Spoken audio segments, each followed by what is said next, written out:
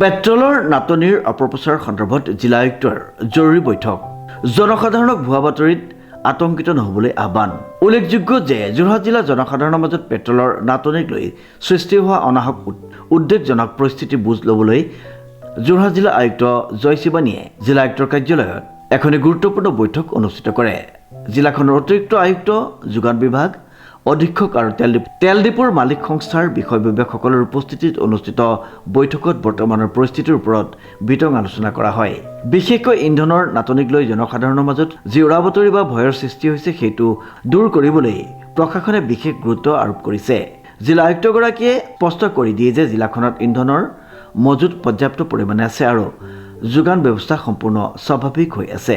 অন্যহাতে কালিৰ দিনটোত দেখা গ'ল পেট্ৰল ডিপোসমূহত শাৰী শাৰী লাইন গাড়ী বা মটৰচাইকেলত পেট্ৰল ভৰাবলৈ ঘণ্টা ধৰি অপেক্ষা কৰা পৰিলক্ষিত হ'ল গ্ৰাহকসকল। মালোৱালী বাইপাছ চাৰিআলিৰ সমীপত থকা এটা পেট্ৰল পাম্পত পেট্ৰল ডিজেল ল'বলৈ গ্ৰাহকৰ দীঘলীয়া শাৰী দেখা যায়। আন বহু পেট্ৰল পাম্পত তেল নাথাকিলেও এই পাম্পটোত কিছু পৰিমাণে তেল উপলব্ধ থকাৰ বাবে বৃহৎ সংখ্যক লোক সমাগম হয়। এই পৰিস্থিতিৰ ফলত যাতায়াত ব্যৱস্থাটো প্ৰভাৱ পৰিছে আৰু সাধাৰণ জনতা যথেষ্ট অসুবিধাত পৰিছে।